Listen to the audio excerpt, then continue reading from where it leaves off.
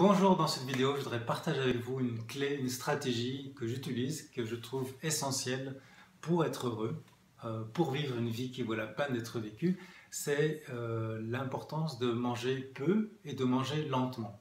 Alors, quand on parle de psychologie et de bien-être, on ne pense pas forcément à la physiologie, au corps et à la santé physique. Et pourtant, les deux sont liés, car un esprit sain ne peut fonctionner que dans un corps sain, et vice-versa. Un corps sain est lié à un esprit sain. C'est-à-dire qu'en fait, le corps est le prolongement du cerveau. Nous sommes un, nous sommes individus, indivisibles. Le corps et l'esprit sont liés, et toute tension qu'il y a dans notre cerveau se répercute en nous, dans notre corps, dans nos muscles, et tout déséquilibre dans le corps, tout manque de nutriments, toute toxine dans le corps se répercute dans le cerveau. De plus en plus, la science met en évidence que notre alimentation, notre mode alimentaire affecte notre psyché, la façon dont nous nous sentons. Exemple tout simple, si par exemple vous mangez très mal et que vous êtes en manque de nutriments, en manque de magnésium par exemple, vous pouvez tomber en dépression. Ou en manque de vitamine D, vous pouvez aussi naturellement être beaucoup plus à cran, plus nerveux, plus anxieux, plus angoissé. Et les problèmes psychologiques viennent dans ce cas-là d'un manque, un déséquilibre au niveau physiologique, d'un manque de nutriments, d'un manque de micronutriments, d'un manque par exemple d'enzymes, d'oligo-éléments ou de vitamines. Donc il est important de faire attention à notre corps si nous voulons être heureux.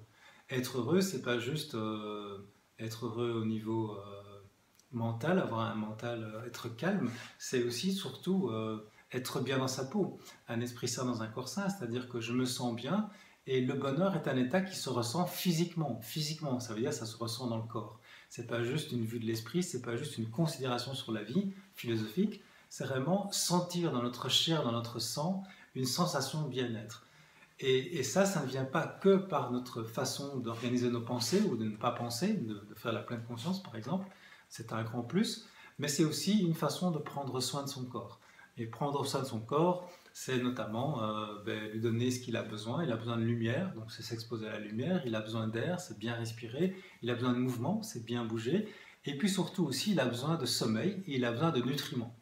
Et dans cette vidéo, je voudrais plus parler des nutriments parce que je me rends compte à quel point, quand je reçois des gens dans le cadre de mon cabinet pour des consultations, que des gens qui vont très très mal, qui ont des problèmes émotionnels, une grande partie de leurs problèmes émotionnels est entretenue, en tout cas, c'est pas forcément la cause, mais c'est entretenu par un manque d'hygiène alimentaire, un mauvais style de vie, un mauvais style alimentaire, une mauvaise façon de manger, je ne sais pas comment m'exprimer, une façon de manger qui est déplorable souvent. Pourquoi? Parce qu'on n'a pas appris ça à l'école. Et quand on n'apprend pas à l'école, qu'est-ce qui fait notre éducation? C'est les publicités, c'est ce qu'on entend à gauche, à droite, c'est ce qu'on voit à la télé. Et ce qu'on nous vend comme nourriture, c'est souvent quelque chose qui est extrêmement mauvais pour l'organisme. Tout ce qu'on achète dans un grand magasin, il n'y a pas, dans tout ce qu'il y a dans un grand magasin, il n'y a pas grand-chose de bon finalement. Donc pour ça, moi, personnellement, j'essaie de manger. Bien sûr, c'est une question de budget et on ne peut pas toujours le faire, mais j'essaie de manger le plus possible local et non industriel. Donc, le bio, c'est très bien. Bio, c'est juste la nourriture de nos ancêtres, hein. Avant, on ne disait pas bio, on disait juste une nourriture tout à fait normale. Avant la période où on a commencé à mettre des insecticides et des herbicides sur tous ces aliments, ce qui fait qu'on apporte beaucoup de toxines dans le corps. Et je ne parle pas de la viande, avec tout le stress qu'il y a chez les animaux. Donc, bio, c'est-à-dire avec un cahier des charges où on essaie de respecter la vie au maximum et de ne pas rajouter des toxines dans l'alimentation. Mais ça peut ne pas être bio, ça peut simplement être local, chez un fermier, chez des gens que vous connaissez, qu'il faut une nourriture de qualité.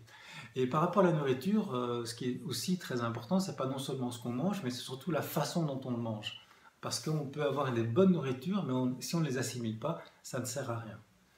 On peut avoir la meilleure nourriture du monde, prendre plein de vitamines, et dans beaucoup de cas, ça finit dans les toilettes, dans le sens qu'on l'a ingéré, enfin on l'a mis dans la bouche et puis ça ressort. Ce n'est pas forcément digéré par le corps, ce n'est pas ingéré. Pourquoi? Parce qu'on mange trop vite et on ne mâche pas assez. En fait, dans cette vidéo, je voudrais voir avec vous l'importance, et c'est tout simple hein, comme clé, mais c'est un rappel pour vous peut-être, parce que vous l'avez sûrement déjà lu quelque part, c'est l'importance de manger très lentement, de saliver. Parce que comme vous le savez, l'estomac n'a pas de dents, Et comme il n'a pas de dents, il faut que la nourriture qui arrive dans l'estomac soit déjà prédigérée. Et on a pour ça des dents et on a la salive qui permet de prédigérer, d'où l'importance de mâcher longtemps. Et plus on mâche, plus on apprécie les saveurs, les goûts. Hein, par exemple, si vous prenez du pain, un très bon pain, eh bien, un vrai pain au levain, et pas à la levure, eh bien, vous le mâchez et vous sentez au fur et à mesure que vous le mâchez, ça devient liquide et c'est de plus en plus agréable. Je crois que c'était Bouddha, j'avais dit dans une vidéo il n'y a pas longtemps, qui disait que fais en sorte que ta nourriture solide soit liquide en la mâchant et fais en sorte que les liquides que tu ingères, tu les mâches longtemps comme si c'était du solide. En ce sens que le fait de mâcher, de mélanger avec la salive, nous permet vraiment de mieux digérer. Parce que quand on a mal digéré, quand on est lourd, parce qu'on a trop mangé, parce qu'on a mangé trop vite, ben, on a très difficile à être bien, à être positif, à voir les choses, à être lucide, à voir les choses de manière, en prenant de la hauteur par exemple. On a très dur à faire ça. Parce que quand on est fatigué, qu'est-ce qui se passe? C'est naturellement, c'est un peu comme quand il pleut, les mauvaises herbes poussent plus vite. C'est-à-dire qu'en fait, naturellement, je vais être plus négatif, je vais être plus irrité, je vais être plus, comme je suis plus fatigué, j'arrive à moins me concentrer, donc je suis beaucoup plus manipulable, je suis beaucoup plus irritable, je suis beaucoup plus euh, voué à réagir émotionnellement. Par contre, si j'ai une façon de manger qui est plus lente, plus calme, où je prends le temps d'ingérer, je mange en pleine conscience, en fait, en goûtant les aliments, en mangeant très lentement, eh bien, je me sentirai beaucoup mieux, donc plus léger. Et si je me sens mieux là, je me sens mieux là aussi. Et si je me sens mieux là, après, je me sens encore mieux ici. Parce que quand on se sent mal là, on est tendu. Quand on est tendu, notre corps est mal, on se sent encore plus mal ici. Donc vous voyez, c'est vraiment lié. Alors une première clé, donc, c'est de manger lentement. Et puis une deuxième clé, c'est de manger peu. Pourquoi je dis peu? Parce que par rapport à notre façon de manger habituelle, nos habitudes alimentaires, en général, on est considéré qu'on mange 3 fois par jour, plus encore des pauses le matin, des pauses le midi. Et en fait, on mange tout le temps. Et notre corps est tout le temps en digestion finalement. Et finalement, on peut se poser la question, mais est-ce qu'on a besoin d'autant de nourriture? Une autre question qu'on peut se poser, c'est est-ce qu'on mange parce qu'on a faim ou est-ce qu'on mange par habitude? Et évidemment, à force de manger par habitude, si tout d'un coup on ne mange plus à 11 heures, ou à midi, pardon, on a toujours l'habitude de manger à midi, toujours l'habitude de manger un petit déjeuner, si tout d'un coup on n'a pas à manger, on se sent mal. Mais est-ce qu'on se sent mal parce qu'on a vraiment faim ou est-ce qu'on se sent mal simplement parce que notre corps est un peu désorienté? Donc la question à se poser, c'est est-ce que je mange parce que j'ai vraiment faim ou est-ce que je mange par habitude? Et on peut constater avec le bon sens que dans beaucoup de cas, j'aime bien poser la question à des personnes qui viennent me voir par exemple pour la perte de poids, que dans beaucoup de cas on mange par habitude, où on nous a dit il faut manger le matin, c'est important, un bon petit déjeuner bien protéiné, bien riche, il faut faire ça, il faut faire ça, on entend plein de choses. Et vous savez, la nourriture, l'alimentation, je pense que ça va être la médecine du troisième millénaire, c'est-à-dire c'est tellement complexe. Je pense qu'un des principes les plus sensés que j'ai entendus qui viennent de la médecine chinoise, c'est qu'en fait, ça dépend du terrain, ça dépend de la personne. On n'a pas deux personnes pareilles, ça dépend des efforts de votre corps, ça dépend de la période, ça dépend de plein de choses. Ça dépend de la saison, ça dépend des activités que vous avez. Donc en fait, vos besoins alimentaires dépendent de plein de choses. Et l'idéal pour s'en sortir, pour voir finalement de quoi j'ai besoin, c'est de se sentir, d'être attentif à son corps et d'observer. Et d'observer que peut-être j'ai pas faim le matin en fait. Je me force à manger le matin, mais peut-être j'ai pas faim le matin en fait. Donc essayez d'observer. Alors peut-être j'ai au début un sentiment bizarre si je ne mange pas parce que j'ai l'habitude, mais au fond, si je laisse ça quelques jours, après je me rends compte que je peux très bien en passer. J'ai pas vraiment faim. Par contre, je peux me rendre compte que j'ai faim peut-être vers 11 heures ou vers 13 heures. Et je pense qu'il n'y a pas de règle vraiment. Je pense que la meilleure règle dans l'idée de prendre soin de son corps, c'est d'écouter son corps et d'observer par rapport à la nourriture ici, mais quand est-ce que j'ai faim en fait? Quand est-ce que j'ai faim? Alors moi personnellement, j'ai à 2 moments dans la journée où j'ai faim et c'est pas du tout logique, c'est pas du tout lié aux habitudes, parce que c'est un peu différent. Moi j'ai faim à 11 heures, pas à midi, pas à 9 heures, mais à 11 heures. À 11 heures, j'ai vraiment très faim. Et après, un autre moment où j'ai très faim, et ça, beaucoup de gens ont ça, c'est sur quoi que ça correspond à un pic de l'insuline, c'est vers 4 heures, entre 4 et 5 heures. Mais le soir, souvent, j'ai pas très faim. Et par habitude, pendant des années, pendant 30, 40 ans, j'ai mangé le soir parce qu'il fallait manger le soir. C'était le repas du soir, tout le monde mangeait le soir et j'ai mangé le matin alors que j'avais pas faim le matin. Et donc, on se force comme ça à manger des repas, un nombre de quantités de nourriture assez incroyable. Tout ça, ça prend de l'énergie parce que la digestion, c'est de l'énergie. Hein. Le corps, les plus grandes sources d'énergie pour le corps, c'est ici la pensée, le fait de penser, et on pense beaucoup trop d'ailleurs, Et puis la deuxième source d'énergie, enfin la deuxième, pas source, mais la deuxième prise d'énergie, dépense d'énergie dans le corps, c'est la digestion. Je crois que c'est 40%, enfin je sais plus. Enfin en tout cas, vous savez que quand vous avez mangé le midi, après on a tous envie de faire la sieste. Moi qui suis formateur, je vois bien en formation, quand les gens ont mangé le midi, ben, ils sont cassés, quoi. J'ai très dur à obtenir de l'attention. Vous allez me dire, oui, mais il faut voir ce qu'ils mangent. Et c'est vrai qu'en général, si vous mangez des sandwichs avec des salades industrielles dessus, il n'y a plus rien de vivant, il n'y a plus rien de bon, c'est très lourd à digérer, c'est des sucres.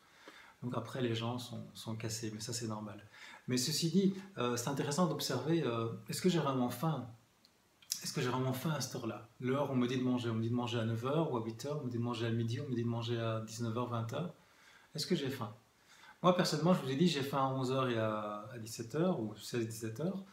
Et je peux même sauter un de ces deux repas. Et puis après, j'ai encore plus faim, bien sûr. Mais c'est souvent dans ces deux moments-là. Pour ma part, c'est ça. Pour vous, ce sera peut-être 9 h, ce sera peut-être 10 h, ce sera peut-être pas du tout, ce sera peut-être 15 h, vous aurez faim, ou peut-être 21 h. Je pense qu'il n'y a pas de règle, et ça dépend. Ça peut changer l'année prochaine, ça peut changer, ou cet hiver, avec l'hiver, ça peut encore changer. Ce qui est intéressant, c'est d'écouter les signaux de notre corps qui nous disent « j'ai faim » et de ne manger seulement qu'à ce moment-là. Et je vous propose ce défi, c'est de ne manger seulement que quand vous avez faim. Alors là, vous allez voir que si vous ne mangez que quand vous avez faim, ben, vous ne mangerez pas beaucoup parce que notre corps n'a pas tant de besoin que ça, à moins que vous soyez un maçon. On n'a pas tant de besoin que ça, on a beaucoup de réserves pour la plupart d'entre nous, je pense. Et donc c'est intéressant, faites l'expérience pendant 2-3 semaines, c'est intéressant, vous allez même faire des économies peut-être, c'est de ne manger que quand vous avez faim. Le corps il sait très bien, hein, quand on est malade, le corps il jeûne naturellement et on sait aujourd'hui, la science nous a montré que le jeûne est sans doute la meilleure façon qu'a notre corps pour se débarrasser des toxines et retrouver la santé, grâce au principe d'homéostasie. Donc en fait le corps naturellement se guérit, il s'auto-répare et il arrête de manger. Ce faisant, quand il arrête de manger, qu'est-ce qui se passe? En fait le foie peut continuer à nettoyer le corps, à filtrer. Tout notre corps se nettoie grâce à cet arrêt de la digestion. Alors, faisons confiance à notre corps, à cette sagesse qui est en nous. C'est très simple, on peut écouter l'extérieur, mais on peut aussi écouter l'intérieur. On peut écouter les gens qui nous disent il faut manger 3 fois par jour, il faut manger un repas comme ça, il faut manger comme ça. Je vous invite à vous écouter et à manger lentement. Donc 2 choses à faire après cette vidéo, c'est un petit défi que je vous lance, c'est de manger lentement. Et puis plus difficile, c'est pendant 2-3 semaines, simplement de manger que quand vous avez faim. Et si vous avez faim qu'une fois par jour, ne mangez qu'une fois par jour.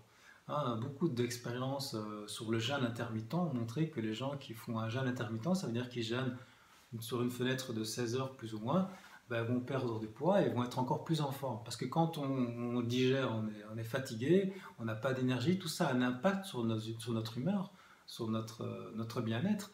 Le fait de se sentir léger parce qu'on n'a pas de digestion, le fait de pouvoir sortir les toxines et de pouvoir avoir plus de temps, parce que quand on ne mange pas, on peut faire autre chose, tout ça nous amène beaucoup plus d'énergie. Et donc c'est super. Donc vous voyez à quel point la physiologie est liée à la psychologie.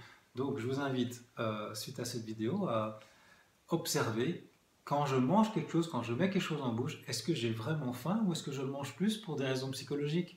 Parce que ça me réconforte, parce que je mange par habitude, parce que je suis avec des gens devant la télé, ou parce que voilà, c'est l'heure du repas et voilà, je vais au repas parce que c'est l'heure. Eh bien, décidez de ne pas suivre les habitudes extérieures, de ne pas suivre les autres, de simplement écouter votre corps. Je crois que c'est la voie de la sagesse. D'écouter votre corps qui sait mieux que vous ce que vous avez besoin, qui sait mieux que vous à quel moment votre cœur doit battre de telle façon, la température intérieure. Le corps, il connaît tout ça, il gère tout ça et on ne comprend pas comment ça marche. Simplement, voilà, n'essayons pas d'intervenir dans ce processus naturel. Écoutons comment notre corps fonctionne. Et je pense que vous allez sentir c'est quelque chose d'extraordinaire. C'est qu'en fait, vous allez avoir un regain d'énergie. Et puis, vous allez vous sentir en paix avec vous-même parce que vous prenez soin de vous. Vous écoutez ce que vous avez vraiment besoin, ce que votre corps a vraiment besoin. C'est une façon de prendre soin de soi. Et donc, je vous invite à prendre soin de vous et à me faire part de vos remarques, de vos témoignages et vos feedbacks pour voir comment ça se passe pour vous au fil des jours. Vous l'avez peut-être déjà fait. Donc, c'est intéressant pour partager qu'ensemble, on puisse évoluer sur ce chemin du mieux-être. Être un rebelle sans se mettre à genoux, comme une étincelle dans ce monde de fous. Être un rebelle sans se mettre à genoux, comme une étincelle dans ce monde de fous.